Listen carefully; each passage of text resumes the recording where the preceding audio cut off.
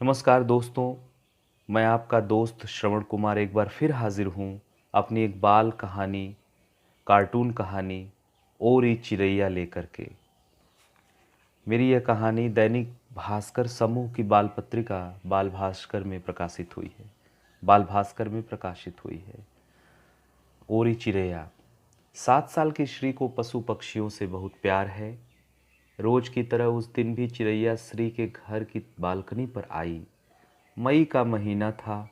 दोपहर के 12 बज रहे थे। बहुत तेज धूप थी। श्री भी उसी समय समर क्लास से घर आई थी।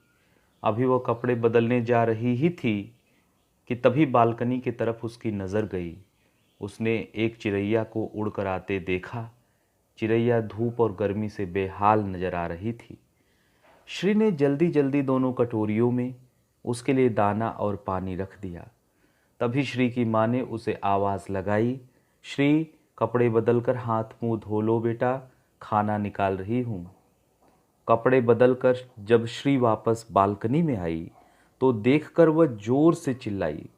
श्री की चीख सुनकर माँ भागते हुए आई। माँ माँ, जल्दी यहाँ आओ, श्री ने अपनी माँ को पुकारा। माँ ने बालकनी में चिरैया को औंधे मुंह गिरा हुआ देखा। श्री और उसकी माँ दोनों उसके पास गए। उसे हिलाया डुलाया। ऐसा लगा जैसे चिरैया में जान ही नहीं है। उसकी माँ तुरंत उसे उठाकर अपने बेडरूम में ले गई। उसकी सांसें चल रही थीं। चिरैया सिर्फ बेहोश थी। बेटा, इस तेज़ धूप की वजह से इसका यह हाल हुआ है। आजकल बाग बगीचे कहीं बचे नहीं और पेड़ भी कहीं कहीं ही नज़र आते हैं। विकास के नाम पर सब कटते जा रहे हैं। इन्हीं के साथ पक्षियों के ठिकाने और इनके घोंसले भी छिनते जा रहे हैं। ये बेजुबान प्राणी चिलचिलाती धूप में रहने और अपने भोजन की तलाश में घूमने को मजबूर हैं। तालाब भी सूख रहे हैं। नदियाँ, नहरें, झरने, ताल सब धीरे धीरे मनुष्य के लालच के शिकार बनते जा रहे हैं। श्री को कुछ समझ नहीं आ रहा था कि उसकी माँ क्या कह रही है, लेकिन वह इतना ज़रूर समझ रही थी कि वह चिरैया के इस हालत पर दुखी थी और किसी को इसके लिए जिम्मेदार बता रही थी। ये पंछी कहाँ जाएं, क्या खाएं, कहाँ अपनी प्यास बुझाएं। मनुष्य हर जगह अपने लालच का जहर फैलाता जा रहा है। उसकी माँ ने चिरैया को बिस्तर पर लिटाया और ठंडा पानी लाकर कुछ बूंदें चिरैया के चेहरे पर डाली। उसके पंखों में थोड़ी हरकत हुई। उसे जिंदा जानकर श्री एक बार फिर से चीखी, लेकिन इस बार खुशी से। उसने देखा उसकी माँ के चेहरे पर भी मुस्कुराहट आ गई थी।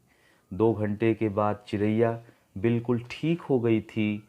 अब वह चीं चूं चूं करते हुए श्री के कंधे पर बैठ गई और उसकी माँ के करीब से होते हुए दूर गगन में उड़ गई। एक पल को ऐसा लगा मानो वह माँ का स्पर्श कर उन्हें धन्यवाद कर रही हो। श्री आसमान में तब तक देखती रही जब तक चिरैया ने आसमान को अपने पंखों में भर नहीं लिया। कुछ दिनों के बाद चिरैया ने अंडे दिए। उसमें से उसके प्यारे प्यारे नन्हे नन्हे बच्चे निकले जो आज भी उस घोंसले को ही अपना घर समझते हैं। वह चिरैया तो नहीं रही और श्री भी अब 7 साल से 19 साल की हो गई है, लेकिन वह आज भी घोंसले में दाना पानी रखना नहीं भूलती और चीं चूं चूं की मधुर आवाज़ उसके घर से रोज सुनाई देती है। धन्यवाद दोस्तों।